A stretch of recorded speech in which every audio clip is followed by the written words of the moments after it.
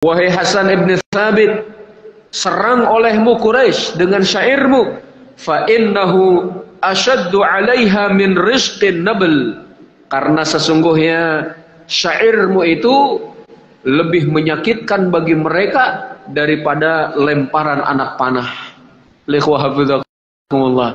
Ini berarti penting bagi kaum muslimin memiliki seorang yang memang kata-katanya itu baik, tajam ketika ditujukan kepada musuh-musuh Islam. Kemudian Rasulullah SAW juga pernah memohon kepada Abdullah ibn Rawahah untuk membuatkan sebuah syair dalam rangka membela Rasul SAW, kemudian menyerang orang-orang kafir Quraisy. Ternyata Rasulullah SAW belum puas dengan syair yang dibuat oleh Abdullah ibn Rawahah. Kemudian beliau pun meminta kepada Ka'ab ibn Malik. Beliau pun membuatkan syair untuk Rasul SAW. Ternyata Rasulullah SAW belum merasa puas. Lalu kemudian dikatakan, sudah saatnya tugas ini kita sampaikan kepada seorang singa, gitu ya, singa dalam masalah syair, yaitu kepada Hasan ibn Thabit. Lalu kemudian Hasan ibn Thabit, beliau menyatakan, wallazi ba'atsaka bil haqq la ufarriyannahum bilisan fariyal adib.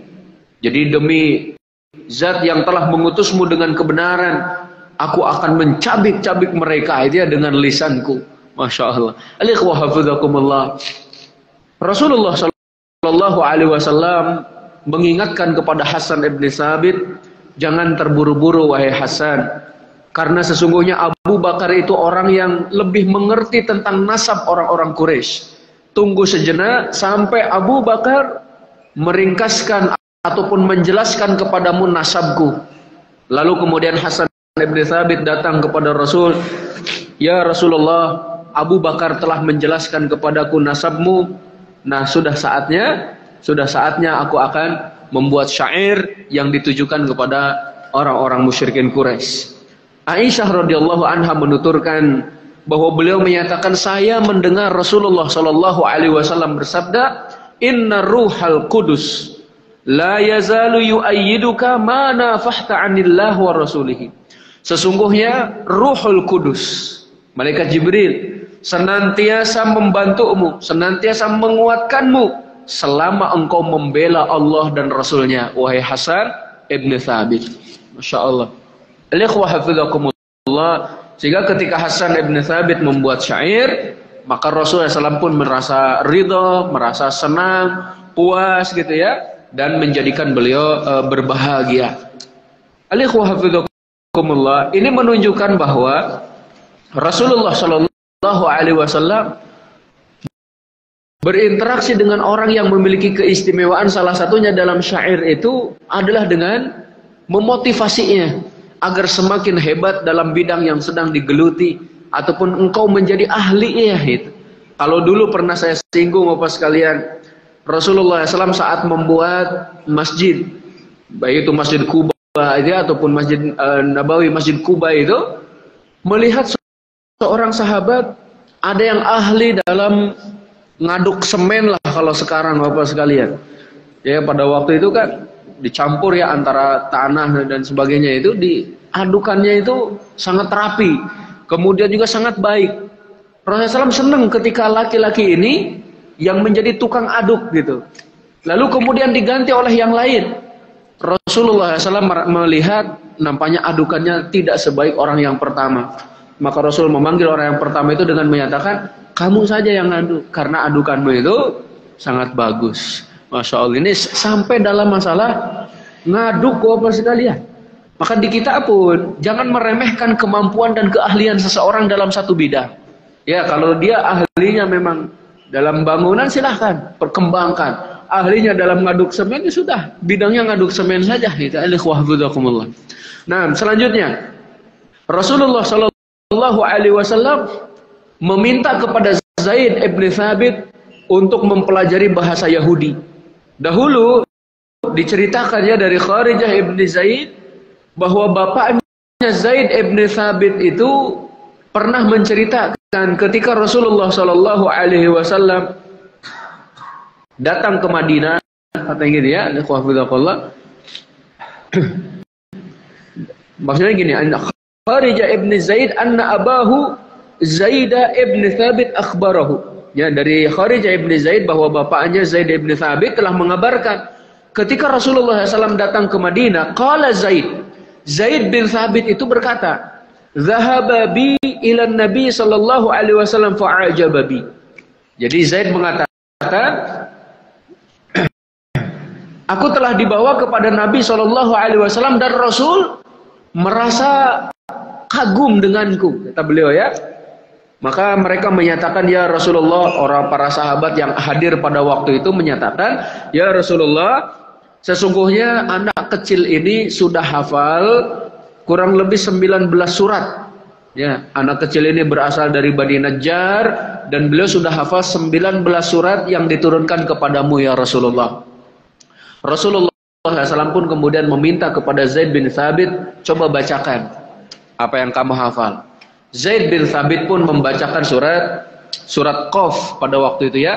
Dibacakan surat Qaf, maka Rasulullah SAW pun merasa kagum dengan hafalan Zaid bin Thabit.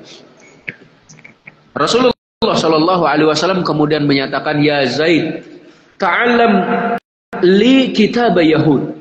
Wahai Zaid bin Thabit, pelajari olehmu tata cara penulisan orang-orang Yahudi. Pelajari olehmu bahasa orang Yahudi. Fa inni wallah ma amanu Yahuda ala kitabi. Karena sesungguhnya aku tidak merasa aman dengan bahasa orang Yahudi tersebut. Ini kata Rasul sallallahu alaihi wasallam. Apa yang dilakukan oleh Zaid? Pada waktu itu Zaid masih sangat muda, Bapak sekalian. Zaid bin Thabit menyatakan, maka aku pun mempelajari bahasa Yahudi hanya dalam 15 hari. Aku pun kemudian sudah menguasainya. Aku sudah bisa gitu ya, bisa mempelajari tata cara penulisan, kemudian juga tata cara berbicara bahasa Yahudi. Hanya 15 hari, Bapak sekalian. Ini menunjukkan kejeniusan beliau. Sebagian dari kita, Bapak sekalian, ketika belajar sebuah bahasa memerlukan waktu yang cukup lama. Bahkan ketika saya bertanya kepada owner kampung Inggris itu, jadi ada salah satu teman saya yang memang dia bergelut di sana ya untuk bahasa Inggris dan sebagainya. Kemudian saya tanya, untuk belajar bahasa Inggris paling cepat berapa hari, gitu ya? Kata beliau, saya tidak bisa menentukan karena sesuai dengan kemampuan orang, kata beliau. Ada yang 1 bulan udah pinter, ada yang 2 bulan pinter, ada yang 2 minggu sudah cakep dia, ada yang 6 bulan belum bisa, ada yang 1 tahun belum bisa juga gitu. Jadi sesuai dengan kemampuan orang, katanya gitu ya. Nah sekarang Zaid bin Thabit menguasai bahasa Yahudi 15 hari. Itu jeniusnya kayak apa itu Bapak sekalian. Dan biasanya orang-orang cerdas itu menguasai beberapa bahasa.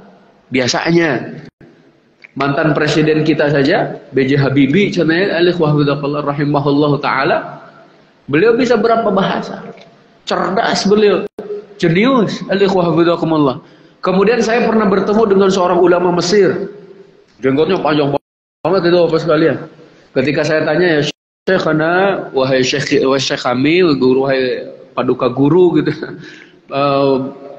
Syekh bisa berapa bahasa? Kata beliau, insya Allah saya bisa 7 bahasa. Disebutkan oleh beliau bahasa-bahasanya. Termasuk salah satunya bahasa Melayu. Jadi kalau kita ngobrol dengan beliau pakai bahasa Indonesia, beliau paham dan beliau menjawabnya gitu. Masya Allah. Cerdas orangnya. Dan beliau memang doktor, profesor dalam bidang bahasa. Masya Allah. Nah ini Zaid bin Thabit mempelajari bahasa hanya dalam 15 hari bahasa Yahudi. Di dalam riwayat lain, Bapak sekalian, setelah Zaid bin Thabit menguasai bahasa Yahudi itu, maka setiap kali Rasul mendapatkan surat dari orang Yahudi, beliau yang membacanya, beliau yang menerjemahkannya. Sebelumnya, sebelum Zaid bin Thabit mempelajari bahasa Yahudi, orang Yahudi yang membacakannya, kemudian diterjemahkan juga oleh mereka. Makanya Rasul merasa kurang nyaman nih gitu. Gimana kalau kamu yang mempelajarinya? Masya Allah. Kemudian disebutkan juga Bapak sekalian oleh Imam Adz-Dzahabi radhiyallahu anhu bahwa sebenarnya kata beliau ya, bapaknya Zaid ibn Thabit itu sudah meninggal sebelum hijrah. Pada hari terjadinya peperangan Bu'as, kemudian Zaid bin Thabit hidup dalam keadaan yatim dan beliau adalah seorang yang sangat cerdas. Ibnu Katsir menceritakan Zaid bin Thabit adalah orang yang sangat sangat jenius. Bahkan beliau mempelajari bahasa Yahudi hanya 15 hari. Beliau mempelajari bahasa Persia. Nih, bahasa Persia. Jadi selain bahasa Yahudi, ternyata beliau juga mempelajari bahasa Persia dari utusan orang-orang kekaisaran gitu ya, Kaisar Romawi itu hanya dalam 18 hari. Bahasa Persia 18 hari. Kemudian mempelajari bahasa Habasyah, bahasanya orang-orang Ethiopia, bahasa Romawi, kemudian bahasa Qibti.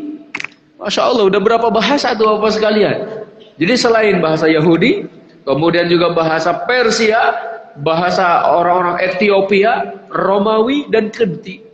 Itu semuanya dikuasai oleh Zaid ibn Thabit.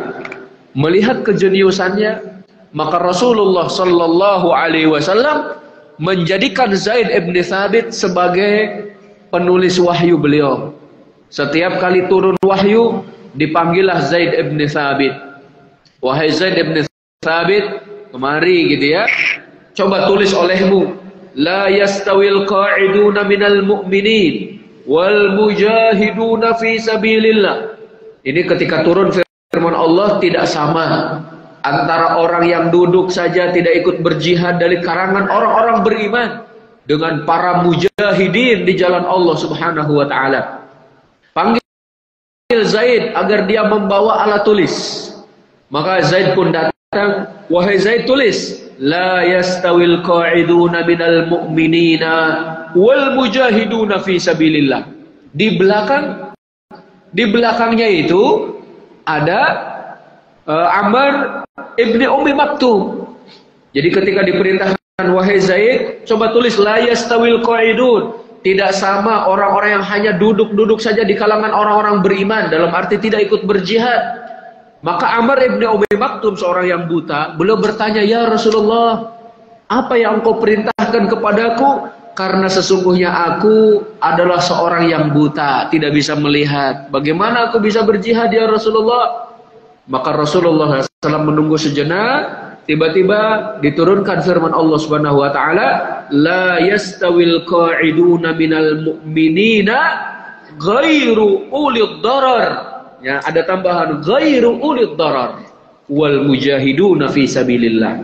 Tidak sama antara orang yang duduk dalam arti tidak ikut berjihad dari kalangan orang-orang beriman tanpa memiliki alasan syar'i.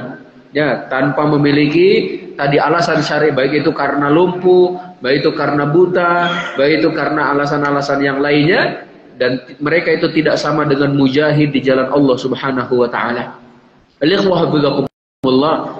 Ketika Rasulullah Shallallahu Alaihi Wasallam meninggal dunia, lalu kemudian kaum muslimin dipimpin oleh Abu Bakar As-Siddiq radhiyallahu anhu. Di masa pemerintahan Abu Bakar As-Siddiq, Umar bin Khattab datang kepada Abu Bakar sambil menyatakan, wahai Abu Bakar, sesungguhnya para penghafal Al-Quran itu telah banyak yang meninggal dunia. Ini pada waktu perang Yamamah gitu ya, pada perang Yamamah itu sekitar 70 penghafal Al-Quran meninggal dunia Bapak sekalian. Karena pada waktu itu disergap, ditipu gitu ya Bapak sekalian. Bagaimana menurutmu kalau kita kumpulkan Al-Quranul Karim dalam satu mushaf, kita kumpulkan ya dari pepohonan, dari kulit-kulit hewan, kemudian juga pokoknya dari catatan manusia. Apa kata Abu Bakar As-Siddiq? Kaifa af'alu syai'an lam yaf'alhu Rasulullah sallallahu alaihi wasallam. Bagaimana mungkin saya akan mengerjakan sesuatu yang tidak pernah diperbuat oleh Rasulullah sallallahu alaihi wasallam. Jadi kalau bahasa sekarangnya mungkin bilang bid'ah gitu. Jawab sekalian. Bagaimana mungkin aku akan mengerjakan sesuatu yang tidak dikerjakan oleh Rasul sallallahu alaihi wasallam? Kata Umar bin Khattab, ini baik wahai Abu Bakar. Kita para qurra, para penghafal Al-Qur'an meninggal dunia. Sedangkan generasi di belakang kita itu belum tentu mereka hafal Al-Qur'an. Perlu kita mengumpulkannya terus. Abu Bakar itu diberi nasihat oleh Umar bin Khattab. Sampai kemudian Allah melapangkan dada Abu Bakar. Kemudian belum menerima saran daripada Umar bin Khattab. Lalu kemudian setelah diterima sarannya, kira-kira kepada siapa nih kita perintahkan untuk mengumpulkan Al-Quranul Karim dalam satu mushaf itu? Maka mereka sepakat menunjuk Zaid ibn Thabit. Lalu kemudian mereka pun mendatangi Zaid bin Thabit dan mengatakan kepadanya, ini pada waktu itu Abu Bakar dan Umar ya mendatangi Zaid bin Thabit. Yang berbicara Abu Bakar karena seorang Amirul Mukminin pada waktu itu. Umar bin Khattab duduk, tidak berbicara apapun. Kata Abu Bakar As-Siddiq, innaka rajulun syabun aqil. Wahai Zaid, kamu ini seorang pemuda yang sangat jenius. Wala nattahimuka, kami tidak pernah menuduhmu berbuat buruk gitu ya. Bahkan disebutkan kunta taktubul wahya li Rasulillah sallallahu alaihi wasallam, engkau menulis wahyu untuk Rasulullah SAW. Fatattabi'il Qur'an fajma'hu. Nah sekarang coba kumpulkan Al-Qur'anul Karim. Jadi diminta nih kepada Zaid bin Thabit. Apa jawaban Zaid bin Thabit? Fa wallah law kallafani naqla jabalin minal jibal ma kana asqala alayya mimma amarani bihi min jami'il Qur'an. Seandainya engkau wahai Abu Bakar memerintahkan kepadaku untuk memindahkan satu gunung dari gunung-gunung yang ada, itu masih lebih ringan bagiku daripada harus mengumpulkan Al-Quranul Karim. Ini bisa dibayangkan, ada gunung Uhud apa sekalian di sana ya. Jadi kalau disuruh mindahin gunung itu masih lebih ringan katanya bagiku daripada ngumpulin Al-Quranul Karim. Maka Zaid bin Thabit mengatakan kepada Abu Bakar As-Siddiq dan juga kepada Umar yang hadir pada waktu itu, kaifa taf'alani syai'an lam yaf'alhu Nabi sallallahu alaihi wasallam. Bagaimana mungkin kalian berdua wahai Abu Bakar dan Umar mengerjakan sesuatu yang tidak pernah diperbuat oleh Rasulullah sallallahu alaihi wasallam? Maka Abu Bakar menjelaskan, demi Allah ini kebaikan.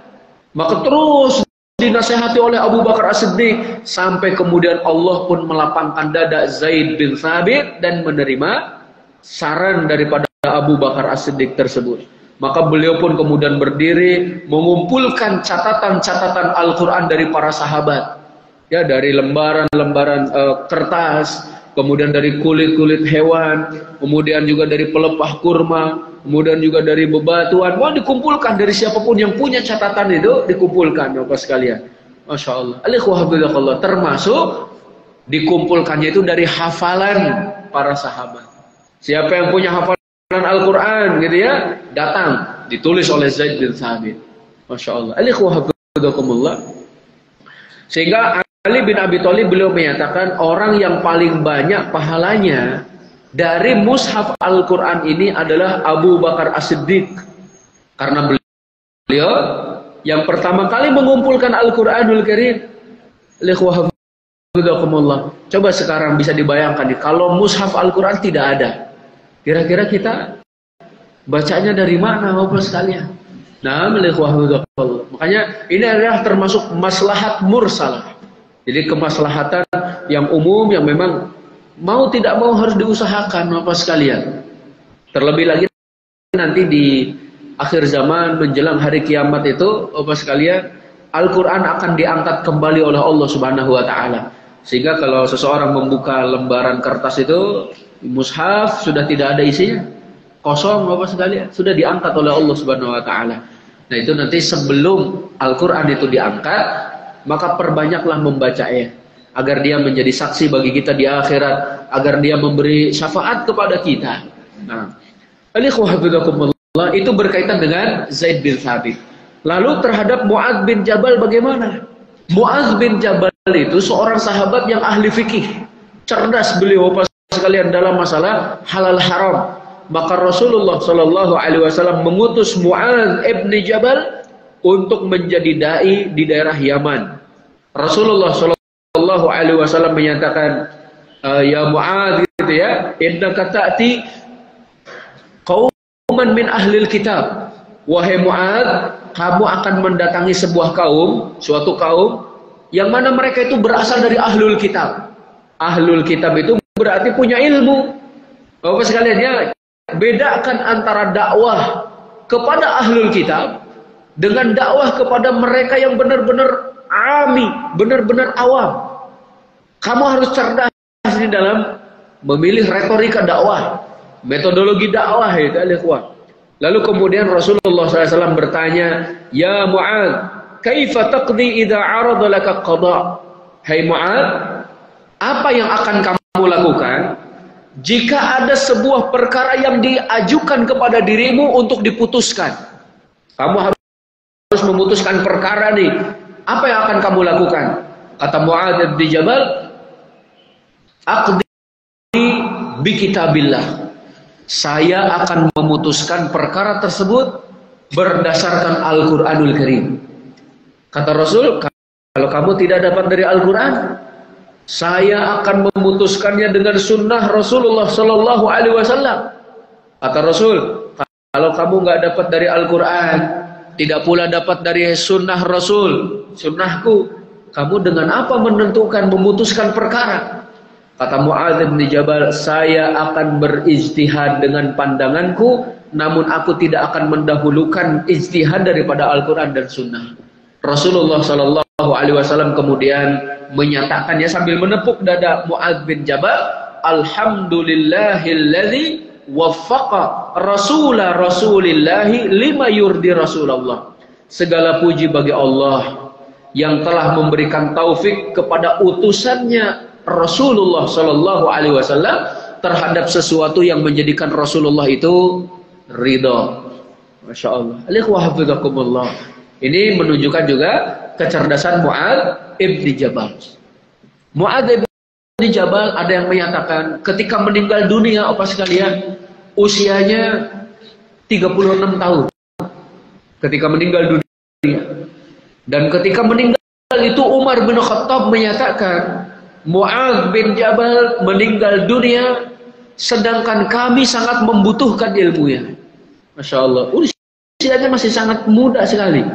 Ya, 36 tahun apa sekalian meninggalnya. Nah, kemudian juga Mu'adz bin Jabal ini meninggalnya adalah ketika terjadi peristiwa Ta'un Amwas. Peristiwa wabah Ta'un, ya, Ta'un yang terjadi di daerah Syam. Di Damaskus, Syam, Syria, ya, Palestina, apa sekalian. Yang mana pada waktu itu Mu'adz bin Jabal di sore hari beliau mau menaiki unta ataupun kuda lah, pokoknya kendaraan yang akan dinaikinya. Tiba-tiba kakinya itu terkena penyakit ta'un, penyakit yang semacam penyakit kulit apa sekalian, tapi sangat ganas. Makanya kalau orang kena penyakit ta'un itu sore kena, pagi meninggal. Ya, sore kena, pagi meninggal. Pagi kena, sore meninggal. Beda dengan corona. Kalau corona masih ada masa sekitar 2 pekan lah itu apa sekalian, inkubasi dan sebagainya. Dan banyak sekali yang kemudian sehat. Alhamdulillah Allah selamatkan gitu. Termasuk orang-orang yang selamat dari corona, ya semua hadirin yang hadir di sini apa sekalian. Nah, ini orang-orang yang diselamatkan oleh Allah. Nah, pada waktu itu Mu'adz bin Jabal kena penyakit ta'un di sore hari, di malam harinya beliau menggigil apa sekalian, demamnya panas tinggi. Kemudian beliau menyatakan, saya khawatir demam di malam hari menghantarkanku ke dalam neraka di pagi hari. Beliau khawatirnya gitu, khawatir masuk neraka gitu. Kemudian beliau juga menyenandungkan perkataan dengan mengatakan, saya ingin gitu ya, qiyamul lail saya lebih panjang daripada biasanya. Saya ingin puasa saya lebih lama daripada yang sudah saya kerjakan. Dan saya berangan-angan senantiasa ada di majelis para ulama untuk menuntut ilmu. Masya Allah. Tidak lama setelah itu, apa sekalian, menjelang waktu subuh, Mu'adz bin Jabal meninggal dunia. Keinginannya untuk terus beramal soleh, apa sekalian. Dan salah satu yang disebutkan adalah menuntut ilmu. Makanya ikhwah hafizakumullah, menuntut ilmu itu adalah ibadah yang sangat agung. Bahkan kewajiban kita sampai meninggal dunia tidak akan pernah terlepas dia menuntut ilmu. Nah, para sahabat yang meninggal karena penyakit ta'un amwas itu kurang lebih 20.000 orang, Bapak sekalian. Banyak sekali ya, 20.000 orang sahabat meninggal karena ta'un amwas, termasuk ada yang menyatakan Sa'ad ibn Ubadah, Bapak sekalian, ataupun juga Bilal ibn Rabah dan sahabat-sahabat yang lainnya, insyaallah.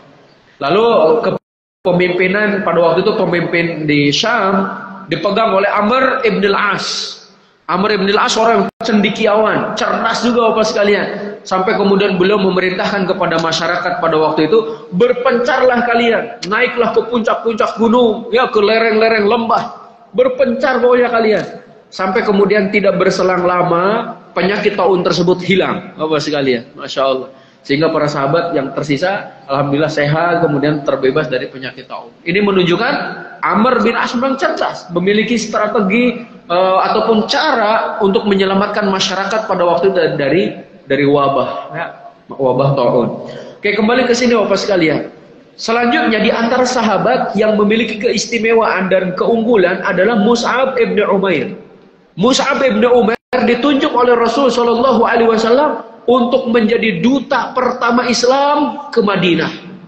Diutus ke Madinah untuk mengajari masyarakat Madinah Al-Quranul Karim. Sehingga banyak sekali para sahabat yang masuk ke dalam Islam melalui dakwahnya Mus'ab ibn Umair. Bahkan Bapak sekalian, salah satu negeri yang ditaklukkan bukan dengan pedang itu adalah Madinah. Madinah, ya Bapak sekalian, tidak ditaklukkan dengan peperangan, tapi ditaklukkan dengan dakwah. Ya, Mus'ab bin Umair satu orang diutus, yang kemudian masyarakatnya menjadi kaum muslimin dan siap menerima kehadiran Rasulullah Shallallahu Alaihi Wasallam. Maka dari sini ada sisi kesamaan antara Madinah dengan Indonesia. Salah satunya Indonesia ditaklukkan itu bukan dengan peperangan, Bapak sekalian. Maksudnya Islam masuk ke dalamnya bukan melalui peperangan, akan tetapi melalui dakwah, Bapak sekalian. Ikhwah hafizakumullah. Nah, Mus'ab bin Umair diutus oleh Rasulullah SAW ke Madinah untuk mengajari mereka Al-Quran, termasuk nanti diikuti oleh Amr ibn Ummi Maktum. Ya, sehingga para sahabat menyatakan bahwa yang pertama kali mendatangi kami di Madinah adalah Mus'ab ibn Umair dan Ibnu Ummi Maktum, seorang sahabat yang mulia tadi, yang beliau buta tapi beliau pintar dalam masalah Al-Quranul Karim. Ikhwah hafizakumullah. Selanjutnya Bapak sekalian, Rasulullah Shallallahu Alaihi Wasallam pernah meminta Ali. Nah, sekarang Ali bin Abi Thalib meminta Ali bin Abi Thalib untuk tidur di kasur Rasulullah Shallallahu Alaihi Wasallam pada malam akan hijrah.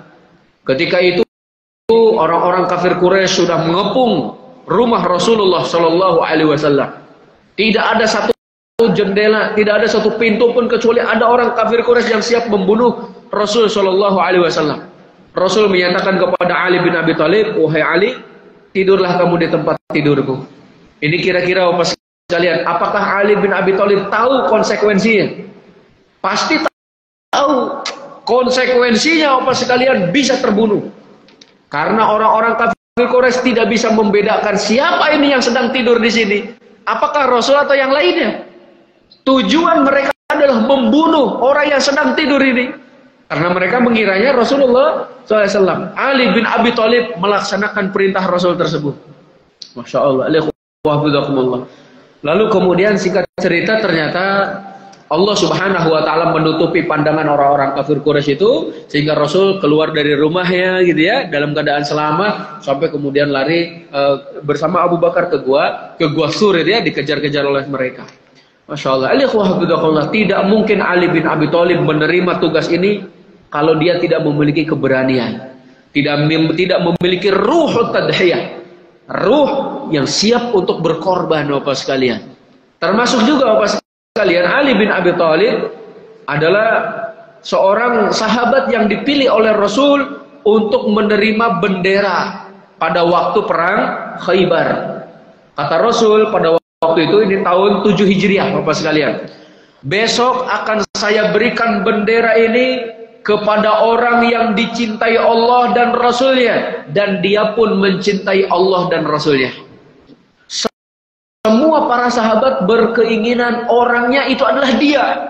Sampai Umar bin Khattab pun menyatakan, saya tidak pernah menginginkan jabatan kecuali hari itu.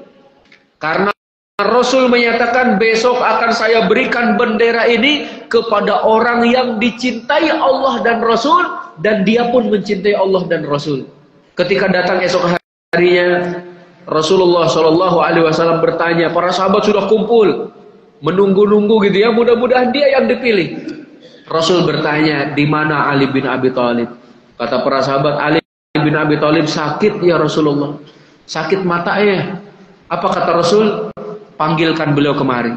Dipanggil, kemudian beliau datang, maka Rasul SAW meludahi matanya itu, ditiup gitu ya, wah, sembuh pada waktu itu juga Bapak sekalian. Bahkan matanya menjadi lebih baik daripada sebelumnya. Lalu diberikanlah bendera tersebut kepada Ali bin Abi Thalib. Jadi Ali bin Abi Thalib selain beliau ahli dalam bidang agama, ternyata beliau pun adalah ahli dalam bidang strategi perang. Makanya dipilih sebagai komandan perang. Termasuk salah seorang yang dipilih oleh Rasul Shallallahu Alaihi Wasallam ya dalam peperangan Ahzab, perang sebelumnya 5 Hijriah adalah Hudzaifah ibni al-Yaman. Hudzaifah ibni al-Yaman yang kita kenal sebagai apa Bapak sekalian? Hudzaifah ibni al-Yaman itu kan seorang sahabat yang memegang rahasia Rasulullah Shallallahu Alaihi Wasallam, sehingga nama-nama orang munafik beliau tahu gitu ya. Ini Hudzaifah ibn al-Yaman. Sampai Umar bin Khattab datang kepada beliau, wahai Hudzaifah ibn al-Yaman, aku memohon dengan nama Allah, apakah aku disebut sebagai orang munafik oleh Rasul Shallallahu Alaihi Wasallam? Jawaban Hudzaifah, tidak wahai Umar bin Khattab, dan setelah ini saya tidak akan membocorkannya lagi. Sekali Umar bin Khattab takut menjadi orang munafik. Kita takut nggak Pak? Gitu. Disebutkan oleh para ulama, ma aminahu illa munafiq wa ma khafahu illa mu'min. Tidak ada yang merasa aman dari sifat munafik kecuali munafik itu sendiri, dan tidak ada yang merasa takut dari penyakit munafik kecuali seorang mukmin. Nah, Hudzaifah ibn al-Yaman beliau menceritakan bahwa ketika terjadi perang Ahzab, pada waktu itu Bapak sekalian mereka membuat parit, kemudian angin berhembus kencang, udara sangat dingin Bapak sekalian, rasa takut menyelimuti hati seluruh para sahabat. Bahkan rasa takut itu seakan-akan sudah sampai ke ulu hati gitu Bapak sekalian. Sampai di suatu malam itu Rasulullah Shallallahu Alaihi Wasallam ketika sholat malam selesai, beliau menyatakan kepada para sahabat, siapa di antara kalian yang bisa berangkat untuk melihat kondisi musuh? Tidak ada seorang pun sahabat yang menyaut Bapak sekalian. Karena pada waktu itu cuaca sangat dingin, kemudian rasa takut menyelimuti seluruh hati para sahabat. Padahal di dalamnya ada Abu Bakar, juga ada Umar bin Khattab. Tidak ada yang menyaut Bapak sekalian. Rasulullah SAW kemudian sholat, kemudian beliau ketika selesai menyatakan lagi kepada para sahabat, siapa di antara kalian yang mau berangkat untuk melihat kondisi orang-orang kafir, apa yang mereka lakukan? Tidak ada yang menyaut Bapak sekalian, karena tadi alasannya sangat takut, sangat genting, kemudian juga sangat dingin. Rasul SAW kemudian sholat lagi.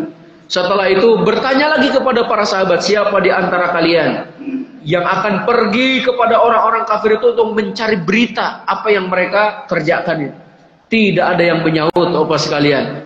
Lalu kemudian Rasulullah SAW menyatakan, "Qum ya Hudzaifah." Nih, ketika tidak ada yang nyaut, Rasul nunjuk. Jadi nanti Bapak sekalian, kalau sudah tidak ada yang mau jadi ketua DKM contohnya ya, ditunjuk. Nah itu Bapak sekalian. Contoh aja ini. Ditunjuk oleh Rasulullah SAW, "Qum ya Hudzaifah." Hudzaifah, bangun kamu. Silahkan pergi ke orang-orang kafir itu, kamu masuk ke barisan mereka, cari berita tentang mereka. Karena disebut namanya, Hudzaifah nggak bisa milih Bapak sekalian. Beliau berdiri, kemudian beliau pergi. Kata Hudzaifah, "Demi Allah, ketika saya berdiri, ya, saya tidak merasakan rasa dingin yang sebelumnya saya rasakan. Yang sebelumnya saya merasa berat, merasa takut itu. Ketika saya berdiri tidak merasa takut, Bapak sekalian." Masya Allah. Kemudian Rasulullah SAW berpesan, "Kamu jangan melakukan sesuatu pun sampai kembali kepadaku." Oh, jangan bikin gaduh gitu ya. Udah pergi sana. Beliau pun kemudian pergi, Bapak sekalian, masuk ke barisan orang-orang kafir di tengah malam itu. Abu Sufyan sebagai komandan orang-orang kafir pada waktu itu bilang kepada orang-orang musyrikin Quraisy, "Semua kalian harus tahu siapa yang ada di sebelah kanan dan kirinya, gitu ya. Silahkan sebut karena bisa jadi ada yang menyelinap," kata Abu Sufyan. Kata Hudzaifah ibn al-Yaman, "Saya mendengar perkataan Abu Sufyan, maka saya langsung berkata kepada orang yang ada di samping saya, 'Kamu siapa?' gitu ya. 'Saya Fulan ibn Fulan.' 'Kamu siapa?' 'Saya Fulan ibn Fulan.' Jadi Hudzaifah nggak ditanya, Bapak sekalian. Nah, ini cerdasnya Abu Hudzaifah ibn al-Yaman. Jadi dia duluan, ya, 'Kamu siapa? Kamu siapa? Kamu siapa?' Masya Allah. Kemudian setelah itu Abu Sufyan mengatakan, "Sesungguhnya tempat ini udah nggak layak lagi kita tinggal di sini. Ya, segeralah kalian meninggalkan tempat ini karena saya pun akan meninggalkannya." Maka Abu Sufyan beliau menaiki untanya, Bapak sekalian. Hudzaifah ibn al-Yaman menyatakan ketika Abu Sufyan naik ke atas untanya, "Saya sudah memegang anak busur saya ini, anak panah saya ini, ingin memanah Abu Sufyan. Kalau saya panah pasti kena. Tapi saya ingat nasihat dari Rasulullah SAW, jangan kamu melakukan apapun sampai kamu pulang kepada saya." Masya Allah. Kemudian Hudzaifah ingat perintah tersebut, beliau tidak jadi dia memanah Abu Sufyan, sampai kemudian beliau kembali lagi kepada Rasulullah SAW menceritakan bahwa orang-orang kafir sudah mau pulang gitu ya, karena kondisi yang sudah tidak lagi memungkinkan. Setelah itu Hudzaifah masuk lagi ke barisan kaum muslimin, dingin lagi Bapak sekalian. Kedinginan lagi beliau. Setelah kedinginan itu ya, beliau ingin istirahat, ingin tidur. Diselimuti oleh Rasulullah SAW, kemudian beliau tertidur sampai datang waktu subuh. Ketika datang waktu subuh, maka Rasul menyatakan, "Qum ya Nauman." Bangunlah wahai orang yang sedang tidur. Masya Allah. Ini salah satu mukjizat Rasul. Jadi ketika Hudzaifah berdiri sudah tidak dingin, tapi ketika balik lagi, dingin lagi gitu Bapak sekalian ya. Nah, alaikumullah. Di sini tadi dikatakan kum ya Nauman, bangkitlah wahai orang yang sedang tidur. Ini nanti bapak-bapak kalau samping kanan dan kirinya ada yang sedang tidur, bilang kayak gitu ya, kum ya Nauman, gitu ya. Kum ya Nauman, gitu ya, biar bangun. Nauman. Nah, namanya Nauman, ya Nauman. Orang yang bisa juga diartikan orang yang banyak tidur, Nauman. Gitu. Jadi tidak ada saat yang dilewati oleh dia kecuali tidur, gitu ya, Masya Allah. Bahkan ada sebagian orang itu sedang makan saja tidur, itu Masya Allah. Ada juga sebagian orang itu sedang membicarakan kepentingan umum tidur, wah Masya Allah. Inilah Nauman barangkali ya, Masya Allah. Padahal itu kan genting-gentingnya itu ya, permasalahan umat sedang dibicarain, tidur, Masya Allah. Ini berkaitan dengan Hudzaifah al-Yaman. Sekarang ada yang namanya Abu Dujanah ya. Abu Dujanah. Rasul SAW pernah menyatakan pada waktu perang Uhud, siapa yang mau mengambil pedang ini, kata Rasul. Semua para sahabat bilang saya. Kata Rasul, siapa yang akan mengambil pedang ini dengan haknya, Yaitu haknya itu tidak boleh digunakan untuk menyerang kaum muslimin, tapi untuk menyerang orang-orang kafir. Maka Abu Dujanah beliau loncat, saya ya Rasulullah yang akan mengambilnya. Dipegang oleh Abu Dujanah, kemudian beliau memporak-porandakan barisan orang-orang kafir, Bapak sekalian. Ini Abu Dujanah. Jadi Rasulullah SAW mengetahui bahwa ada di antara mereka itu memang memiliki keberanian, memiliki kehebatan dalam menggunakan pedang. Ini juga memberikan kesan kepada kita, Bapak sekalian, agar kaum muslimin itu kuat dalam fisik, kuat dalam ekonomi. Kuat dalam fisik seperti ini Abu Dujanah. Coba kalau kita nggak pernah berlatih, kalau kita nggak pernah belajar bela diri, entah itu kungfu, tai chi, kemudian apa lagi itu butang, kemudian apa lagi taekwondo, apalagi itu ya, silahkan belajar, perkuat diri antum. Masya Allah, karena para sahabat pun kuat. Saya yakin Abu Dujanah itu bukan tiba-tiba bisa dengan bisa menyerang musuh itu dengan seketika, enggak, perlu latihan, Bapak sekalian. Ali bin Abi Thalib, Umar bin Khattab, kemudian juga siapa itu? Orang-orang yang hebat, Khalid bin Walid. Kan nggak mungkin beliau tiba-tiba ahli menggunakan pedang kalau tanpa belajar itu. Nah, maka kita bangga ketika ada kaum muslimin menjuarai, contohnya menjuarai silat, menjuarai karate, menjuarai taekwondo, muslim, Masya Allah. Nah, kemudian yang selanjutnya Bapak sekalian, ini sebagai penutup dan sisanya nanti untuk tanya jawab. Anas bin Malik beliau menyatakan Rasulullah SAW bersabda, arhamu ummati bi ummati Abu Bakrin. Orang yang paling lemah lembut dan paling mencintai umatku dari kalangan umatku adalah Abu Bakar As-Siddiq. Ini orang yang paling lembut sekali orangnya, Bapak sekalian. Akan tetapi di balik kelembutannya, kalau diminta tegas, beliau lebih tegas daripada Umar bin Khattab. Bapak sekalian, ada yang masih ingat beberapa kondisi dan beberapa peristiwa yang menunjukkan Abu Bakar As-Siddiq lebih tegas daripada Umar bin Khattab? Kapan itu? Yang tahu boleh pulang nih, Bapak sekalian. Minimal dua lah itu, Bapak sekalian. Dua peristiwa yang menunjukkan Abu Bakar lebih tegas daripada Umar bin Khattab. Kayak yang pertama, ketika Rasulullah SAW meninggal dunia, Umar bin Khattab bukan ngangkat pedang. Siapa yang mengatakan Muhammad meninggal dunia, aku tebas lehernya. Kata Abu Bakar As-Siddiq, beliau berkhutbah, siapa yang menyembah Nabi Muhammad SAW sudah meninggal dunia. Siapa yang menyembah Allah, maka Allah itu zat yang maha hidup, tidak akan pernah meninggal dunia. Kemudian dibacakan firman Allah, wa ma Muhammadun illa rasul qad khalat min qablihir rusul afa immata aw qutilan qalabtum ala aqabikum. Sesungguhnya Nabi Muhammad itu hanya rasul. Apakah kalau telah berlalu rasul sebelum dia, apakah kalau dia meninggal dunia kalian akan kembali kufur? Umar bin Khattab menyatakan, demi Allah saya seakan-akan baru mendengar ayat tersebut.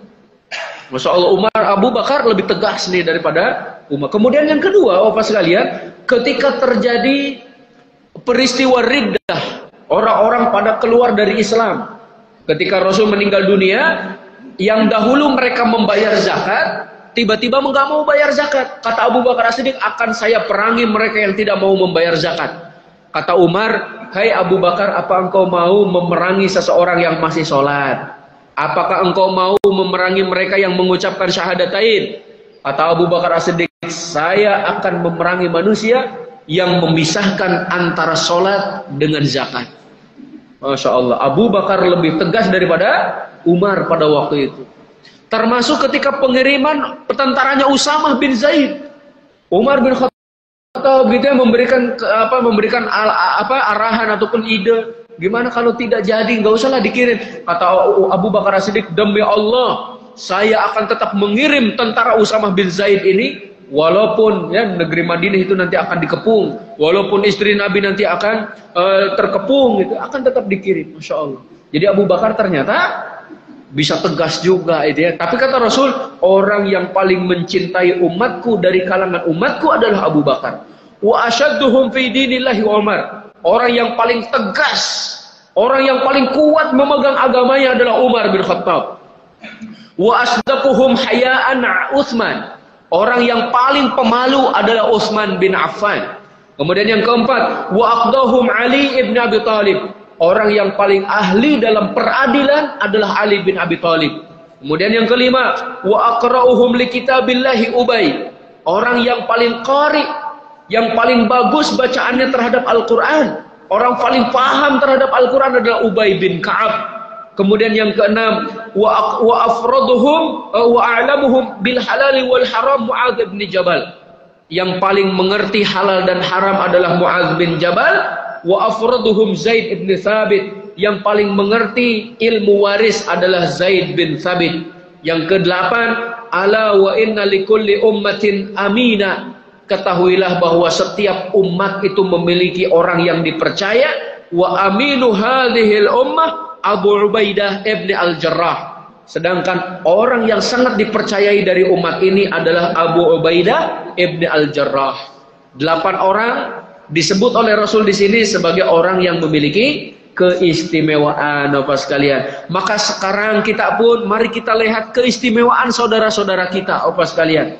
Jangan kemudian kita saling memadamkan keistimewaan ataupun saling meniadakan kemampuan dan keunggulan seseorang. Barakallahu fikum Bapak sekalian. Nah, di antara yang tidak disebutkan dalam hadis ini, Khalid ibn al-Walid adalah seorang sahabat yang ahli dalam perang.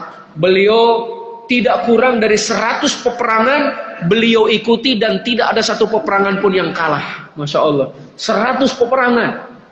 Bisa dibayangkan itu ya. Lalu kemudian ketika zamannya Umar bin Khattab, Khalid bin Walid dilepas dari jabatannya, beliau menjadi tentara biasa. Apa yang dilakukan oleh beliau? Beliau tetap ikut berperang. Tuh, Bapak sekalian. Ini menunjukkan bahwa peperangan beliau bukan karena beliau sebagai panglima ataupun pemimpin, tapi peperangan beliau adalah karena Allah Subhanahu wa taala. Barakallahu fikum. Jazakumullahu khairan. Saya kembalikan ke moderator. Alhamdulillah, jazakallahu khairan. Para ustaz kita yang baru saja menyampaikan pelajarannya terkait masalah interaksi Rasulullah SAW dan orang-orang yang hebat pada saat itu. Tadi sampaikan ada sahabat Zaid bin Thabit, ya. Ada